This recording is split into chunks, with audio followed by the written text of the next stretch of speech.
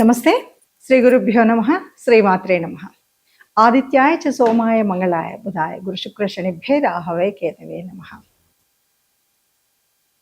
ప్రస్తుతం మనకి గురుగ్రహం మారబోతుంది అన్న విషయం దాదాపు మామూలు మానవులకు కూడా అందరికీ తెలిసిపోయినటువంటి విషయం. ఏ గ్రహమైనా సరే నిరంతరం చెలిస్తూనే ఉంటుంది. మరి ఆ చలనంలో ఒక్కొక్క గ్రహానికి ఒక్కొక్క కాలపరిమితి ఉంది. అలాగా మరి గురుగ్రహం ఒక రాశి నుండి మరొక రాశిలోకి వెళ్ళాలి అంటే దాదాపు 1 సంవత్సర కాలం పడుతుంది. అలా ఏ రాశిలో అయితే ఉందో ఆ రాశికి మళ్ళీ రావాలి అంటే దాదాపు 12 సంవత్సరాలు పడుతుంది.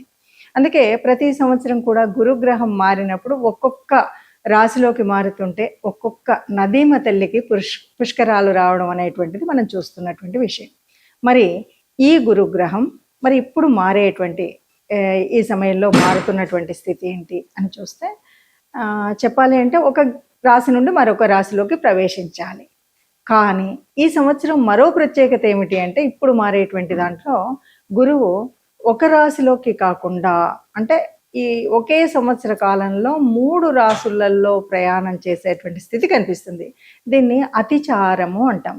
ఈ అతిచార ప్రభావం వల్ల కొంత ఎలా ఉంటుంది అన్నది తెలుసుకునే ముందు ప్రస్తుతం అయితే మనం ఈ గురువు యొక్క మార్పు ఏదైతే ఉందో ఆ మార్పు మిథునం నుండి కర్కాటకం వరకు వెళ్తుంది కదా. మరి కర్కాటక రాశిలో దాదాపుగా చెప్పాలి అంటే 5 నెలలు ఉంటుంది.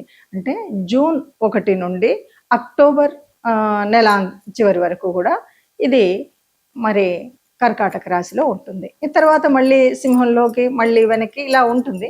సరే, ముందు కేవలం ఈ 5 నెలల కాలంలో గురుగ్రహము కర్కాటకంలో ఉన్నప్పుడు ద్వాదశ రాశులకు ఎలా ఉంటుందో అని చూసే ముందు అసలు మరి గురుగ్రహం యొక్క స్థితి ఏంటి, అసలు గురుగ్రహ లక్షణాలు ఏంటి, గురుగ్రహం చేసే మంచి ఏంటి అని కనుక మనం చెప్పుకున్నట్టయితే గురుగ్రహం అంటే అత్యంత పుణ్యగ్రహం ఏదైనా ఉంది అంటే గురుగ్రహమే. గురుగ్రహం అనుగ్రహిస్తే గనక ఎలాంటి పరిస్థితి ఉంటుంది అంటే చక్కటి విద్యావంతుడవుతాడు, వివేకవంతుడవుతాడు, జ్ఞానం కలిగినటువంటి వాడవుతాడు, ధనపరంగా చాలా గొప్పనైనటువంటి స్థితిలో ఉంటాడు, అది కూడా ధార్మికంగా.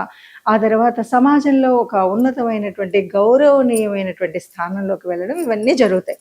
అంతేకాదు ఇప్పుడు మరి ఆ గురువు మార్పు వల్ల కూడా ఎలా ఉంటుంది అంటే దాదాపుగా మొదట చెప్పుకున్నటువంటి ఈ 5 నెలల్లో కూడా ఎటు చూసినా ఒక వేద పరిజ్ఞానం తెలుసుకోవాలనేటువంటి జిజ్ఞాస కలిగినటువంటి వాళ్ళు ఎక్కువ మంది కనబడతారు. అంతేనా అంటే ధార్మికంగా ఉండేటువంటి స్థితి ఎక్కువగా కనిపిస్తుంది. పూజలు ఒక పుణ్యకార్యాలు చేసేటువంటి పరిస్థితి ఉంటుంది. ఇవన్నీ కూడా గురు గ్రహం యొక్క ప్రభావం వల్ల జరిగేటువంటివి. మరి అలాంటి ఎందుకు ఇప్పుడు మరి ఇన్ని రోజులు కూడా ప్రతి సంవత్సరం ఒక్కొక్క రాశిలో ఉంటుంది కదా అంటే ఇప్పుడు గురువు ఎక్కడుంటున్నారంటే ఉచ్చ స్థానంలో ఉంటున్నారు. కర్కాటక రాశి మరి గురుగ్రహానికి ఉచ్చరాశిలో ఉన్నప్పుడు ఎప్పుడైనా సరే అద్వితీయమైనటువంటి శుభ ఫలితాలు ఇస్తారు గురువు గారు. ఇది బాగుంది. మరి మనకు మానసికంగా మనకి ఎలా ఉంటుంది అంటే ప్రతి ఒక్కరికి కూడా దాదాపు గురువు అనేటువంటి వాడు అనుకూలమైన అంటే మిత్రస్థానంలో ఉన్నా శత్రుస్థానంలో ఉన్నా కూడా ఎవరికి చెడైతే చెయ్యడు. అంటే మరి చెడు అవుతుంది కదండి, మరి మిత్రస్థానంలో కూడా చెడు ఉంది అని అనేవాళ్ళు కూడా ఉంటారు. అంటే ఇక్కడ ఏంటంటే శత్రుస్థానంలో ఉన్నప్పటికి కూడా గురువు వల్ల చెడుపు ఉండదు. మరి ఎలాగా అంటే మిగతా గ్రహాల యొక్క అన్నింటి యొక్క ప్రభావం పడుతుంది కాబట్టి ఆ ఫలితం ఉండొచ్చు. కానీ గురువు ఎక్కడున్నా అంటే ఒక ఉచ్చస్థానంలో ఉన్నాడు, ఓ స్వక్షేత్రంలో ఉన్నాడు, ఓ మిత్రక్షేత్రంలో ఉన్నాడు, చాలా మంచి చేస్తాడు. లేదు శత్రుస్థానంలో ఉన్నాడు, మంచి చేయకపోయినా చెడు మాత్రం చెయ్యడు. ఇది గురువు యొక్క గొప్పతనం.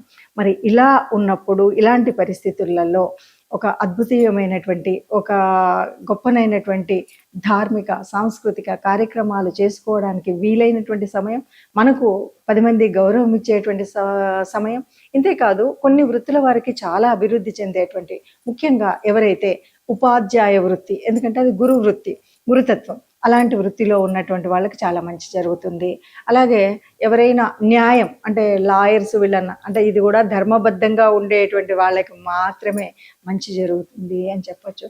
ఇంకా స్వామీజీలు, పీఠాధిపతులు, ఎవరికైనా మంచి చెప్పేటువంటి మార్గదర్శనం చేసేటువంటి మహనీయులు, వీళ్ళందరికీ కూడా తెలియకుండానే మంచి జరిగేటువంటి స్థితి ఈ గురుగ్రహ మార్పు వల్ల ఉంటుంది.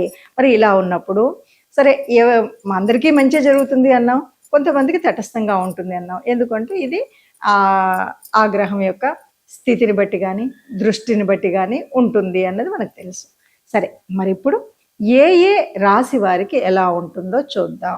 గురుగ్రహ మార్పు మరి ఇది ద్వాదశ రాశుల్లో మేషరాశికి ఎలా వర్తిస్తుంది అంటే, మేషరాశి వారికి మరి స్థానం కనుక చూసుకుంటే మనకి 4వ స్థానంలో ఈ మార్పు జరుగుతుంది. ఒక రకంగా చూస్తే గురువుకి మేషరాశి అనేటువంటిది మిత్రస్థానమే అవుతుంది.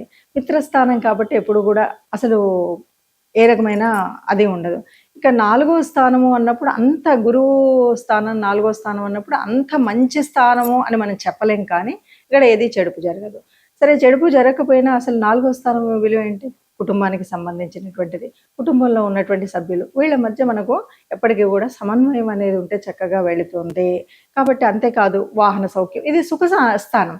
ఈ సుఖ స్థానంలో గురువు మిత్రుడే కాబట్టి ఎప్పుడు కూడా మిత్రస్థానానికి ఎలాంటి ఇబ్బంది కలిగించాడు. కాబట్టి సుఖస్థానం వల్ల అంటే ఈ 4వ స్థానం నుండి వచ్చేటువంటి నష్టాలు కష్టాలు మనకు పెద్దగా ఏవి జరగకుండా ఉంచగలుగుతుంది.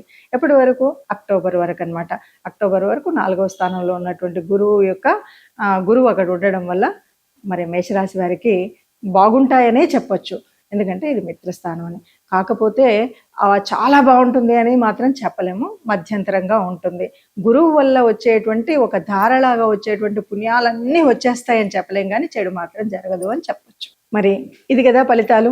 ఇలా ఉంటే ఎలా ఉంటుంది అంటే, మనకు గురువు శత్రువు, గురువు మిత్రుడు, లేకపోతే ఇలా అన్నప్పుడు అన్నీ బాగానే ఉన్నాయి, ఏంటి మరి నేను అనుకున్నది అనుకున్నట్టుగా జరుగుతుందా అని రకరకాలైనటువంటి అనుమానాలు కూడా ఉంటాయి.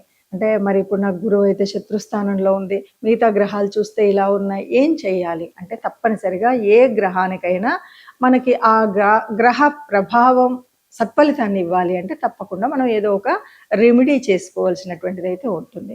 మరి గురుగ్రహం అనుగ్రహించాలి, ఇప్పటికే మంచి స్థానంలో ఉంది, బాగా అనుగ్రహించాలి, లేదు కొంత శత్రుస్థానంలో ఉంది, అలాంటి చెడు జరగకుండా ఉండాలి అని కోరుకునే మనందరం కూడా చేయాల్సింది ఏంటంటే, ముఖ్యంగా గురుతుల్యులు ఎవరైనా ఉంటే వారిని పరామర్శించడం, వారి దగ్గరికి వెళ్ళడం, వారికి కావలసినటువంటి సహాయం చేయడం. గురువులు కానీ గురుతుల్యులు కానీ అంటే కొంతమంది పెద్దవాళ్ళు ఉంటారు, మనకి ఎప్పుడు కూడా గురుతుల్య స్థానంలో ఉంటారు. అలాంటి వాళ్ళు ఎవరున్నా సరే వాళ్ళకి కావాల్సిన సహాయ సహకారాలు అందించడం మొదటి రెమెడీ. అలానే అంతేనా అంటే పెద్దవాళ్ళలో ముఖ్యంగా తల్లిదండ్రులు, అంతేకాకుండా అత్తమామలు అవ్వచ్చు, ఇంకెవరైనా సరే పెద్దలు వృద్ధులు ఎవరైతే ఉన్నారో వారిని గౌరవించడం. వారికి నువ్వు పెద్ద సహాయాలు చేయకపోవచ్చు, కానీ వాళ్ళని కష్టపెట్టకుండా ఉండేటువంటి స్థితి ఉండాలి. వీలైనంత సహాయం చేయడం, వాళ్ళకి వీలైనంత సహకారాలు అందించడం అనేటువంటిది మరొక రెమెడీ. ఈ రెండు కాకుండా మరి ఇంకేమైనా చేయొచ్చా? ఇదేదో మీరు మామూలుగా చెప్తున్నట్టు అనిపిస్తుంది అంటే, మూడవది గురుతుల్యులైనటువంటి గురుమూర్తులు అంటే, ముఖ్యంగా మనం గురువు అనగానే ఎవరు అంటే విశ్వగురువు అని చెప్పేటువంటి కృష్ణ పరమాత్మకు సంబంధించినటువంటి దేవాలయాలున్నా, లేదు దక్షిణామూర్తికి సంబంధించినటువంటి స్తోత్రాలు చదువుకున్నా, లేదు మరి ఇంకా ఆ గురుతుల్యులకు సంబంధించినటువంటి ఇంకా కొన్ని దేవాలయాలు ఉంటాయి. మీ ఇష్టానుసారంగా మనం ఆ గురువులను అంటే వీర రాఘవేంద్ర స్వామి ఇలా ఉంటారు కదా, వీళ్లను అనుసరించి మనం ఆ స్వామి వార్ల దేవాలయానికి వెళ్ళడం, అక్కడ పూజ చేయించడం, ఇవి ఒక ఎత్తు. ఇక నవగ్రహాల్లో గురుగ్రహానికి అభిషేకం చేయించడం మరొకటి. ఇది కూడా మనం చేయవలసినటువంటిదే. గురుగ్రహానికి సంబంధించినటువంటి ధాన్యాన్ని దానం చేయడం, ఇది కూడా మనం చేయవలసినటువంటి స్థితి. ఇవన్నీ మనం చేస్తూనే వీటితో పాటు ఎక్కువగా మనం అందించవలసింది ఏంటంటే, మీకు తెలిసిన జ్ఞానాన్ని నలుగురికి అందించండి. జ్ఞానప్రదమైనటువంటి గ్రంథాలు ఉంటాయి కదా, అంటే ధార్మిక గ్రంథాలు, వీటిని వీలైతే మీకు చేతనైతే వాటిని పంచిపెట్టడానికి సహాయ సహకారాలు అందించండి. అంటే 4 పుస్తకాలు కొని నలుగురికి ఇవ్వండి, మీకు తెలిసిన జ్ఞానాన్ని పంచండి. వీటితో పాటు చిట్ట చివరిగా మీకు ఇందులో ఏది వీలైతే అది చేసుకోవచ్చు, ఇలా చేయండి. వీటితో పాటు చిట్ట చివరిగా గోశాలకు వెళ్ళడం లాంటివి కూడా మనము గురుగ్రహం యొక్క మనం ప్రీతి పాత్రులు అవ్వడానికి మరొకటి గోశాలకు వెళ్ళడం, గోగ్రాసం అందించడం చేయొచ్చు. ఇలా చేసినట్టయితే మనకున్నటువంటి ఆ మాత్రం, ఈ మాత్రం ఉన్నటువంటి చెడు కూడా ఉండకుండా అంతా మంచి జరిగే స్థితి ఉంటుంది. ముందుగా ఈ 5 నెలలకు గాను మీకు వీలైనంత గురుగ్రహానికి అనుగ్రహం పొందడం కోసం గురువులకు సేవ చేస్తారా? గురు దేవాలయాలకు వెళతారా?